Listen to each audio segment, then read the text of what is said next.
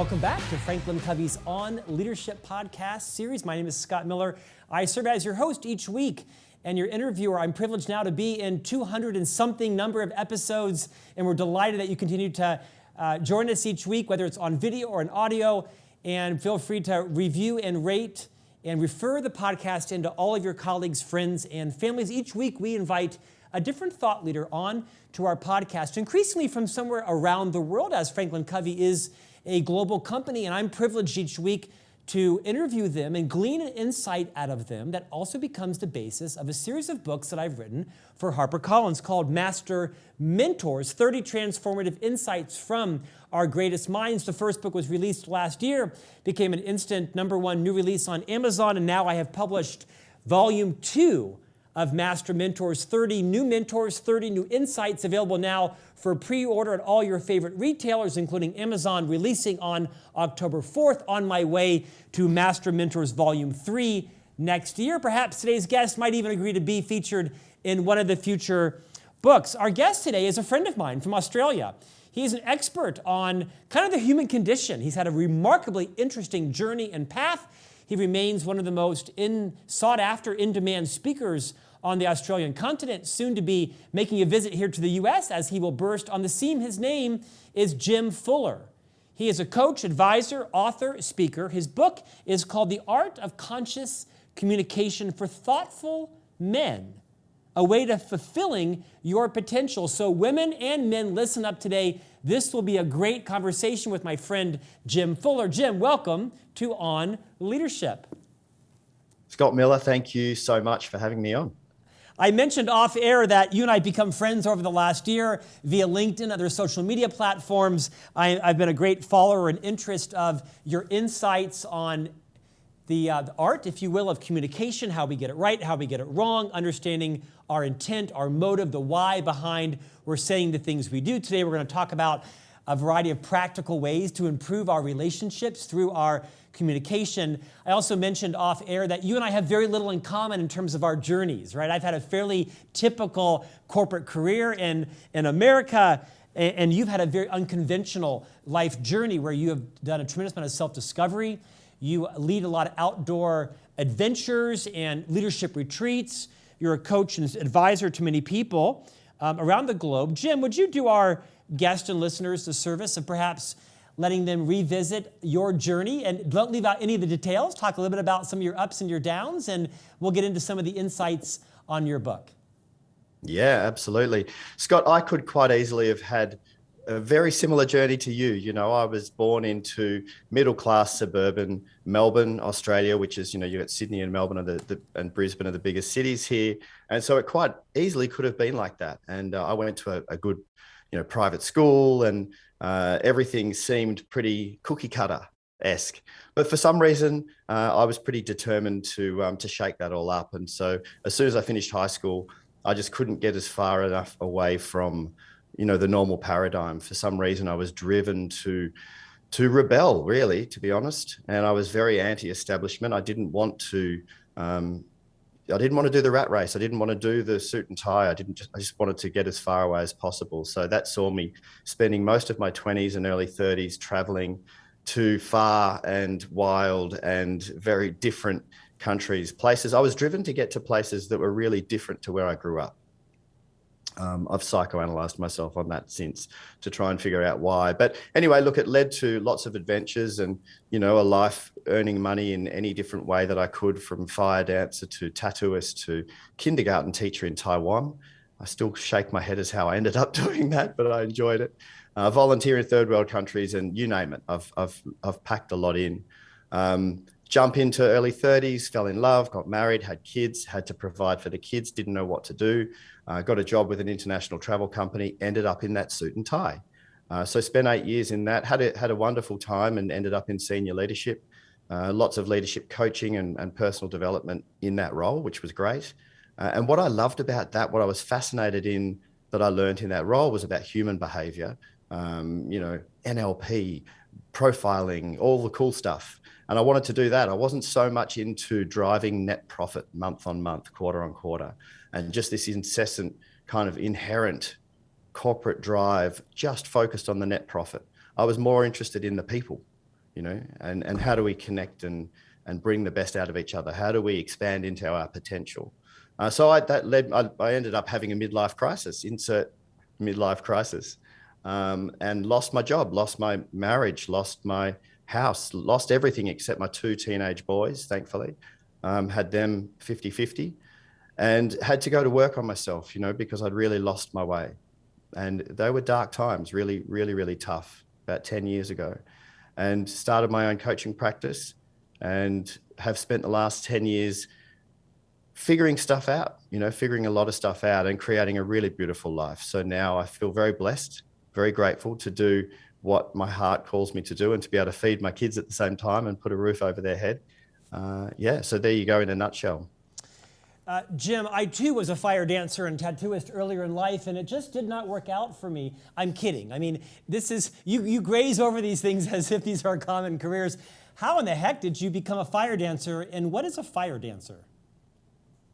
Yeah, I don't know. I spent a couple of years basically on the Indian subcontinent, and depending on your perspective, you'd either look at me as a hippie or a bum or someone seeking spiritual enlightenment that I never quite found. Or from the Indian perspective, on their subcontinent, they probably looked at me as a sadhu. I had long dreadlocks and a beard, and I spent most of my time barefoot. I really wanted to escape, and I really was I was heartbroken at the time. I was in my late 20s. Anyway, so I was living up in the Himalayan mountains with a family that is still my Himalayan family to this day. We run retreats there now, which is beautiful. So I've known this family in this little village for 25 years. And I was living there, and some other hippies came past and they were fire twirling. So you light the ends of a stick on fire and spin the stick around, or, there's other toys, fire toys. And that looked like fun. So I said, can you show me how to do that? And they showed me how to do it. Skip forward a few more years. I was living in Taiwan, and I was standing outside a pub, playing with fire, twirling fire around, and a Taiwanese performance agent came up to me and he said, I can get you paid work doing that. I said, sure, I'm trying to earn money. And so he organized that, and we were standing outside department stores in Taipei, my wife and I, and doing fire shows and getting paid really good money to do it. So that's how that happened. Only one of many dozens of unrelatable but fun and inspiring stories with which we live vicariously through you. Jem, your book is called The Art of Conscious Communication for Thoughtful Men. And we're going to talk about the difference between perhaps male and female communication a little bit, in our conversation today. But there's one story in the book that I found riveting amongst many. Again, you and I have lived very different lives, but I've enjoyed living vicariously through you from having come to know you. And I think it was from your time when you were living in India, and you were on a train.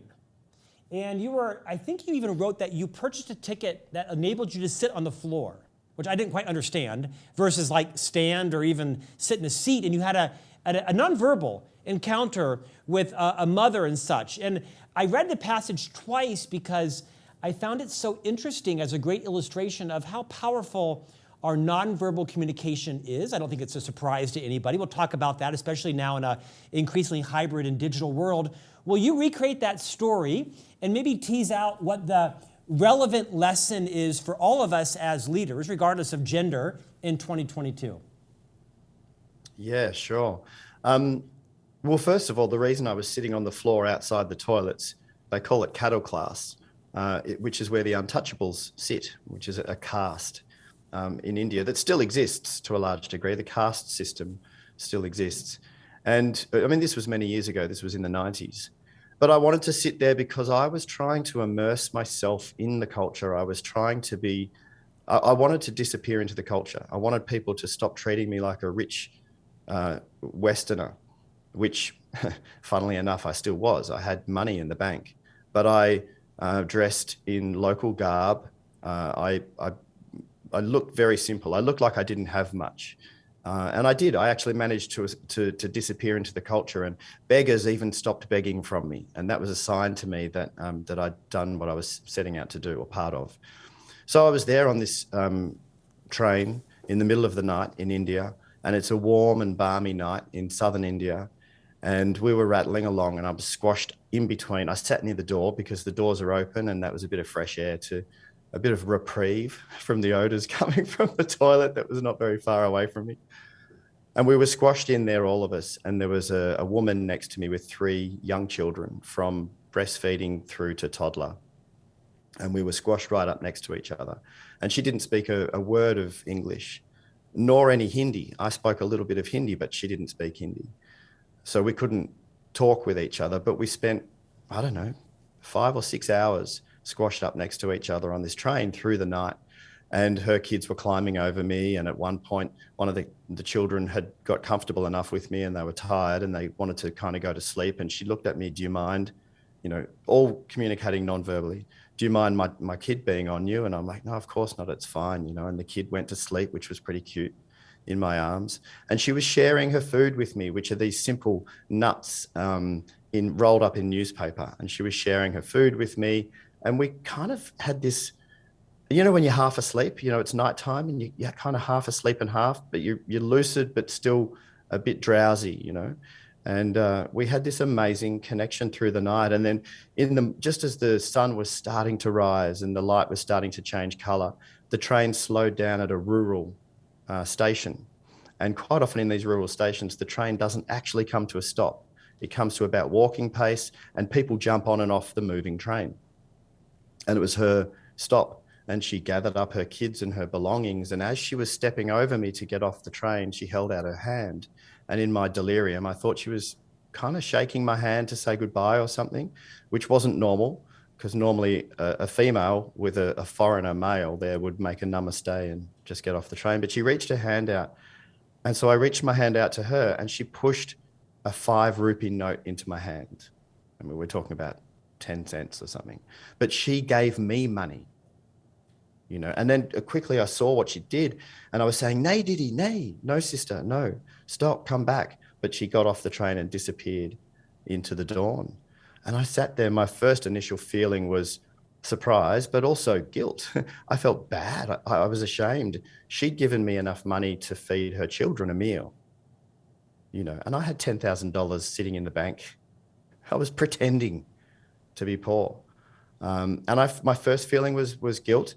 And then after that, as the train rattled off into the morning, and I sat there with the monotonous sound of the clickety-clack next to me out the open door, I was reflecting on this, and I felt accepted and I felt seen. Namaste actually means I see you, not just see you as in visually, but see you as in I acknowledge you. And she had looked at me and supported me on whatever mission she thought I was on. She thought I was probably a Western sadhu seeking spiritual enlightenment. That's how she could have pigeonholed me. But the communication was, I see you and I support you, and it was beautiful. It ended up becoming a really beautiful moment for me. Jem, I'm interested to know, and you're not an expert in digital communication, although it's certainly leadership competency now, right? In many cases, our reputation, how we show up, our brand is increasingly expressed digitally. Look at us today, right? You and I have not ever met in person yet. We will this year. What insights would you glean or tease out from that in terms of how we all now that are much more comfortable in a digital environment, whether it's Zoom or Teams or Zencast or whatever the platform is, what would you remind us to do in terms of our speed, our eye contact, our body language as it relates to our brand of communication? Yeah, look, it's a great question and it's contextual. It depends on who you're talking with, how well you know them, behaviorally, what the purpose of the communication is. I mean, if the communication's purely transactional, I need to get you some information and you and I already have a working relationship and that's all it is, then perhaps an email would suffice, or a text message or WhatsApp or Teams or Slack or whatever you're using. But if there's any chance that the communication could be misinterpreted, if there's any chance that it could be emotional, then ideally face-to-face, and if that's not an option, Zoom or the like. If that's not an option, pick up the phone. I actually think I've found over the last few years of being, in restrictions and locked up, and the city that I'm near, Melbourne, has apparently had the longest, strongest lockdown measures over the last 2.5 years globally. And so a lot of my clients have been having to deal with this, and it's actually provided an opportunity. And the opportunity is that the good old-fashioned phone call has increased its levity. Its impact has gone up because everyone's so used to just texting or Slack messaging or Zooming, which is great. But when the phone rings, and even unannounced, heaven forbid, because we have to even text and say, do you mind if I call you? Yes. But if the phone rings, like the good old days, right? Yeah. And your leader is on the other end of the phone and they say, hey, I was just taking a break and I went into my kitchen to make a cup of coffee and I thought of you. And I thought, do you want to put the kettle on and just have a chat like we would have done, passing each other by in the kitchen in the office? And how are you? It's so very true. The serendipity of phone calls is kind of over. If my phone rings, I know it's someone who doesn't know me, because the top couple hundred people will text you, hey, can you talk? Hey, are you free? Hey, do you have 5 minutes? And even now, I find it somewhat uncomfortable to have a phone call because I'm so used to seeing you on camera. So if someone schedules a conference call, I think, well, wait, where's the Zoom link? Where's the Teams link, right? Because I so enjoy that side of it. It's a great reminder to us to know if there's any chance of misinterpretation of your motive, your intent, your energy, you should do it face-to-face, or at least probably on video. And if minimally not best, that, then on the phone call as well. Yeah, absolutely. Video is best. And if you can't, then phone, but certainly don't text something that can be easily misinterpreted or taken emotionally, because it will be. Easy reminder, but relationships aren't always easy. Jem, a central premise of your book and of your writing and expertise is helping us all reground ourselves in why. And you ask this question throughout the book, why? For what purpose would I communicate this? And I want you to riff on this for a moment, but first I want to share a kind of an experience I had when I read your book. I tend to be what I call, and others call, an outward processor. If I have a thought, I tend to speak it, because I like to know what it feels like to hear it. Do I really believe that? Is that really what I believe? And so many people are internal processors. They don't have to say it to know if they believe it or not, but I tend to, perhaps even sometimes irresponsibly, process my things verbally until I know, is that what I believe? Is that what I mean? And I think I've learned from you and from your book and following you on social media and your writings to really understand, so what's my purpose? Why am I communicating this? Will you take that and maybe unpack that a little? Yeah, absolutely. And even if the purpose for communicating this is to do exactly what you just said, Scott. So for what purpose am I about to say this? And this can happen in lightning speed. You can understand this very quickly, is to outwardly process this. And depending on who you're talking to, Scott, you might even have the relationship with them where you say, excuse me for a couple of minutes, I'm just going to outwardly riff this and process this with you. And I'm going to bounce this off you, or even just off my own thinking, external thinking process. And that might be the reason why. I think to have a good understanding of the reason why, first of all, can be an indication of whether you should actually say what you want to say or not. Is this going to serve the greater good? For what purpose am I about to go and communicate this to this person? Is it a purely selfish motivation, which sometimes is functional? I want this person to know how I feel because we're in relationship with each other. Or is it to serve a higher purpose? And also when someone comes to communicate with you and you may be astounded or confused or not understanding what's going on in that moment with this person, that you can pause and breathe and seek to understand, for what purpose do I think this person is raising their voice at me right now, or putting their head on my shoulder right now, if it's a loved one, in a more personal relationship. And to understand for what purpose helps us then serve the communication itself, right?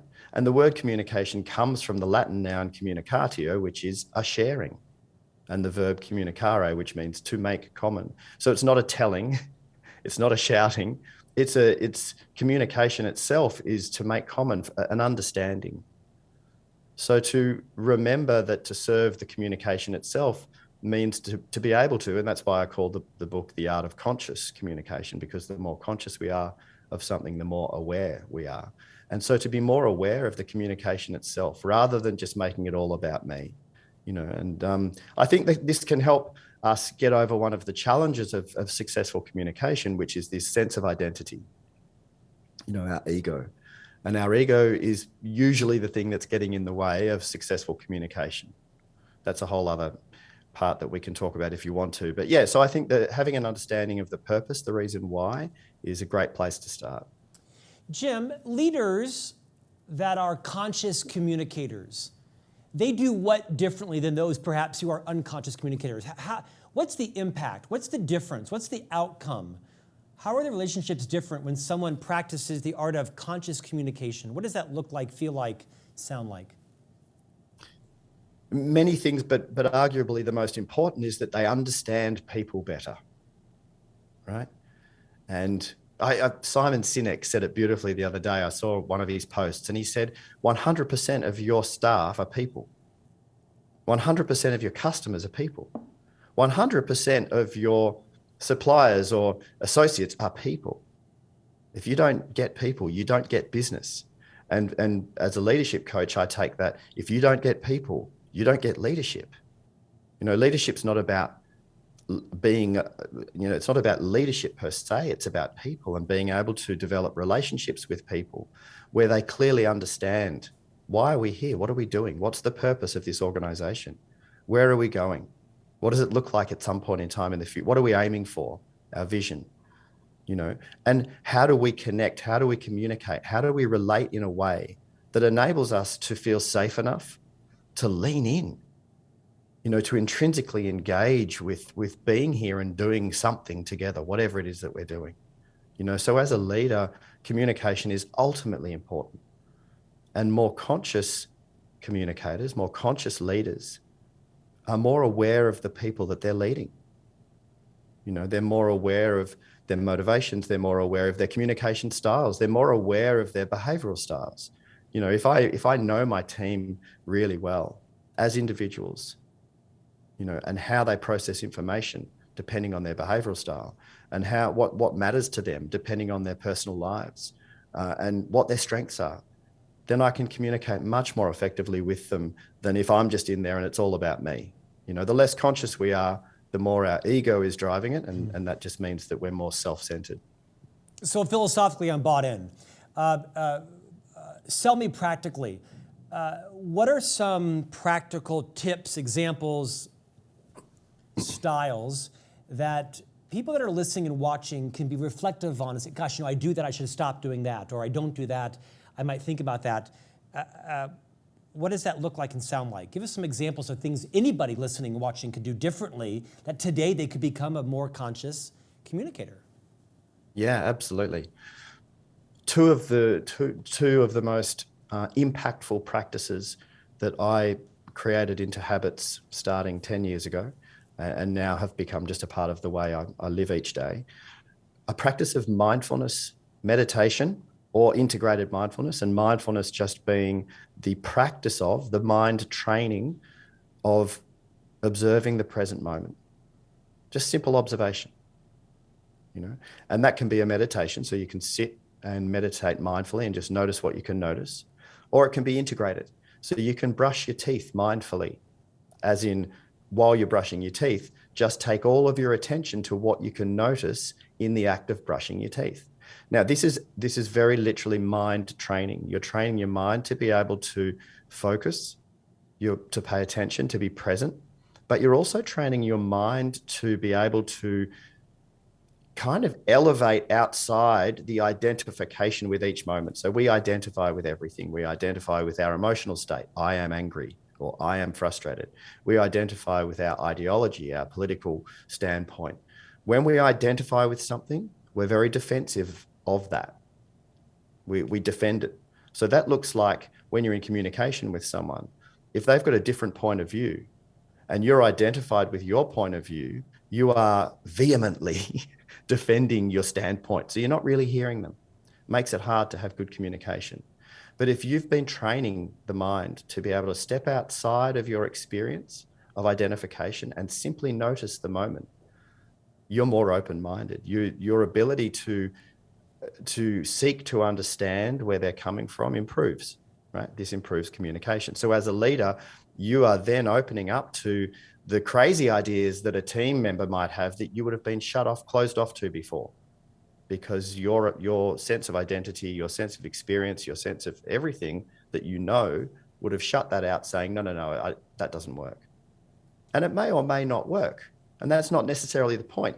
It doesn't mean that you actually have to then take on everybody's idea.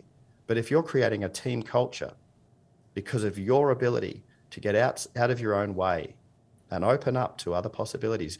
You're creating a team culture where your people feel safe to have crazy ideas. That's where genius comes from, right? So that's the mindfulness practice, and it's a mind training, which I highly recommend. Jim, The stop other there a thing second. is, Stop sorry, before yeah. you pivot. I want you to teach me something. As an American, this will sound preposterous in the beginning, but as an American, it seems like it's never been harder to do that. You've got the world of Trump, whether you're positive or negative. You've got the world of the pandemic. No one's positive, but some don't think it was nearly as bad as it was, although 1 million people did die in America. You've got school shootings, which seem to be almost daily, and shootings on city streets. You've got Roe versus Wade now being overturned. You've got inflation, the economy, and Black Lives Matter, and social justice, and on and on and on. I was listening to you thinking, gosh, when I'm brushing my teeth, what am I thinking about? I don't know. I'm sure every country, every nationality, every person has the same level of onslaught. What are some tips you might give people like me that are in the midst of just what seems like constant barrage of turmoil and anxiety and opinions and the energy you mentioned, about when someone comes to you with a political conversation, I am so almost toxically passionate about my point of view. They come in completely discounted because I've just been exposed to so much vitriol and the impact of it. It's really difficult for me to show any empathy or, quite frankly, any space between the stimulus and my response. I'm the opposite of a conscious communicator. I'm like a vitriolic do or die communicator. I don't want to be that. Yeah, well, welcome to being human, Scott. That's Well, maybe what you human in just described. 2022. It didn't seem this way. It didn't seem like this was the way 3 maybe years ago. Yeah, look, it is getting crazy, and that's why I'm passionate about this conversation that we're having around more conscious communication. Because what's happening for you when someone comes with their idea and you are immediately vitriolic, as you said, and you're passionately defending your ideology, is because what happens is that our sense of identity is formed in our beliefs around the way we think things should be. And we defend our sense of identity like it's life and death. Yeah. For the ego, it's very literally life and death. Now, I've had the death of ego to a certain degree twice in my life. Identity crisis, we call it, where I fell apart and I had no idea who I was. The good news is that you don't actually die. You keep living. It's actually an opportunity, I've found.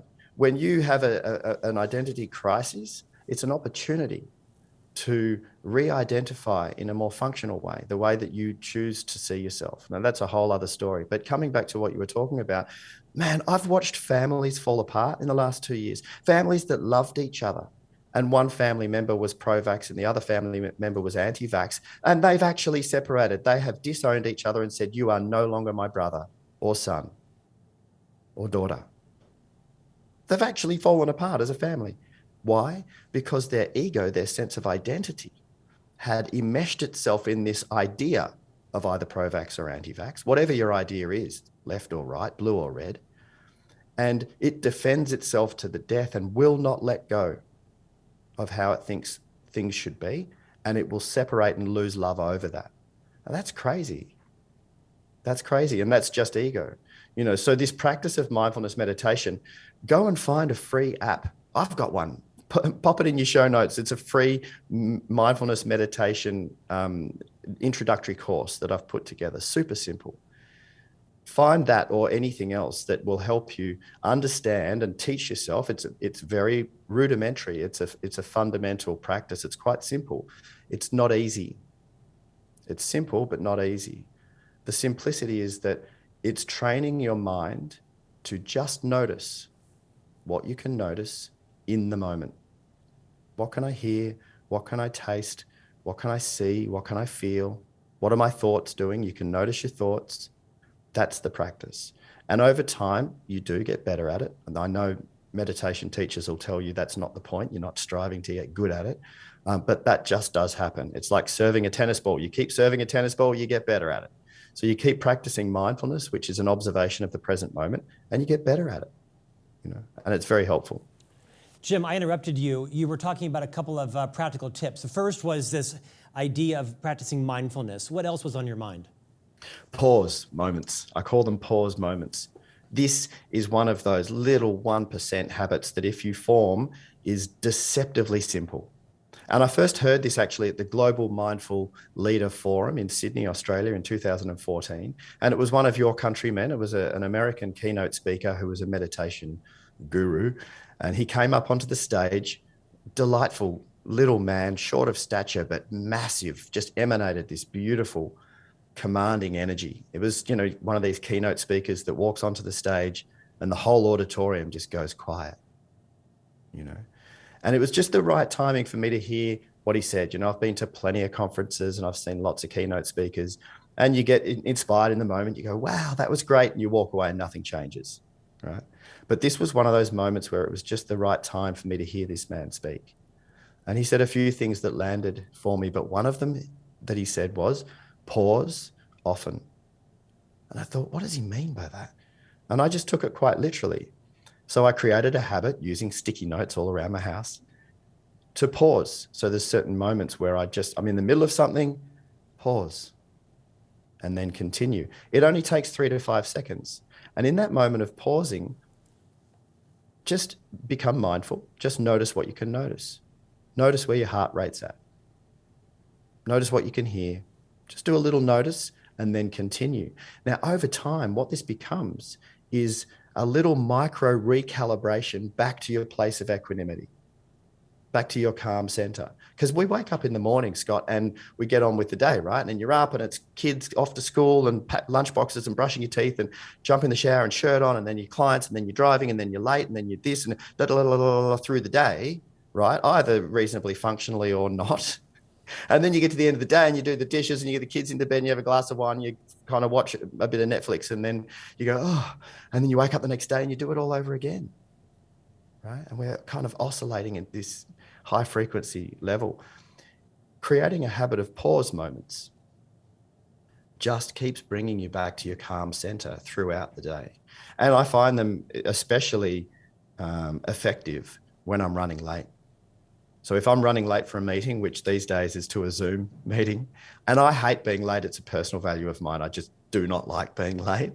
But if I'm running late for something, just before I open the laptop and turn on the Zoom meeting, I'll pause, take a breath,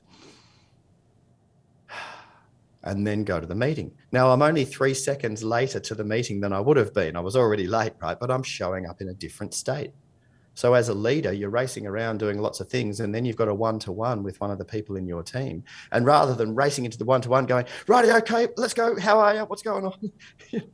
That before you walk into that office or into that Zoom meeting, that you pause, recalibrate, and come in calm and centered so that you can serve, right? Because leadership essentially is about service. It's about getting out of your own way so that it's not about you. It's about your team. It's about your people. It's about the mission.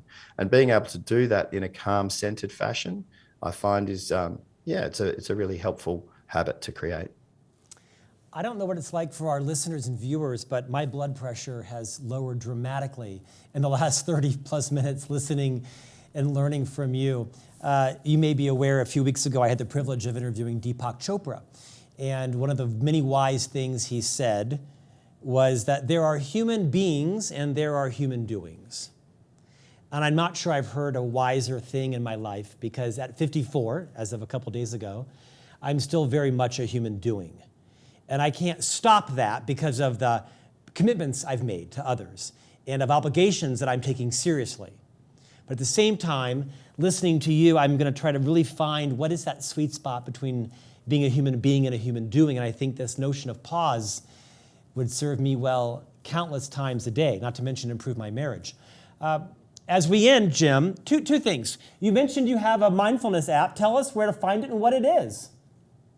If you go to my website, jemfuller.com, you'll find the online courses there. So jemfuller.com is the home for everything. If you want to know more about me, watch the TEDx talk, buy the book, do the online courses, or even just reach out to me, and my business team will get the email and let me know that you've reached out. Just go there. And so I'll remove well, no, if you can put in the show notes, Spring Gift is the code to make the course free. Spring Gift. Spring Gift. Got it. And by the way, Jim's name is spelled Jem, not Jim. Yes, correct. And not Gem. It's Jem, Jem, which is short for Jeremy. There you go. There's an inside tip to how I was christened when I was born. Scott, I just wanted to say for you and for anyone else that's wondering about this, going from a human doing to a human being doesn't require more time. It's not like, oh, now I've got to find an extra hour every day to do this new practice thing. No. You can actually practice human being while you're still doing stuff. It's a consciousness. It's an awareness of yourself and those around you and life around you while you're doing what you're doing. This is integrated mindfulness. So you can be walking to the office, metaphorically, walking from the car to the office. Now you're still on the way to a meeting, but as you're walking, you can just spend a moment going, okay, I'm just going to notice what I can notice. I'm just going to smell the roses, literally, right? And then you're showing up into that next moment of doing, and you're more being because you're more in that moment in yourself. It is evident why you are in such demand for your coaching clients and keynotes. Let's end today's conversation with a little bit of topic around gender. Your book is titled The Art of Conscious Communication for Thoughtful Men. Is there anything for us to glean for women who are married to men, for women who are leading men, for men who are married to men, for men who are leading men? What are some insights you might leave us with, Jem, on what's unique about the way men communicate and how it maybe gets them in trouble, and when they do it right, the results are remarkable? Yeah. So I have to generalize to answer that question. And so to those of you who don't fall into this generalization, I acknowledge you. So I need to generalize. In our cultures, when I say our cultures, I mean in the States and in Australia, unfortunately, because of the patriarchal structures that we're all born into, generally speaking, our boys are taught to excommunicate themselves from their emotional, sensitive selves. Man up, suck it up, toughen up, harden up. Don't cry like a girl, I got told when I was a boy. And I was a very sensitive, emotional boy, but I was told that is not okay. You're male and you need to be a man one day. And to be a man, you can't be emotional. You can't be vulnerable. We got taught that, which is not true. It was culturally appropriate a few generations ago, but it's not anymore. In fact, I would argue it's the opposite. We can be more functional and get better results the more access we have to our emotional selves, to our emotional intelligence, to our ability to connect and build rapport with other people, etc.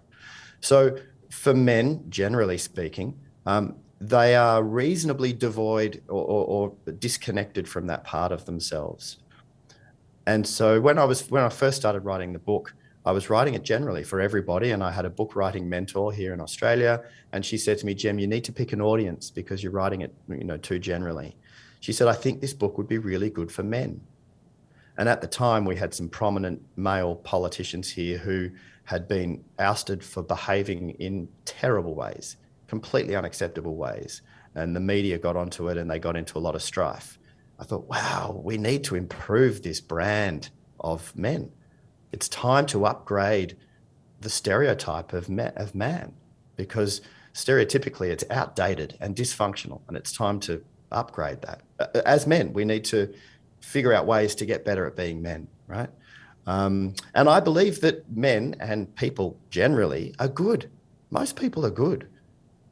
We just get sold on bad ideas. We just don't know any better. But I believe most people are good. So I decided to write the book for men. And so to answer your question, Scott, and a lot of women are picking up the book and loving it and emailing me and saying, thank you so much for writing this book. I got a lot from it, and it's helping me with my man, understand him more. So I would dedicate some time to allowing yourself to explore how you feel about anything. How do you feel about that?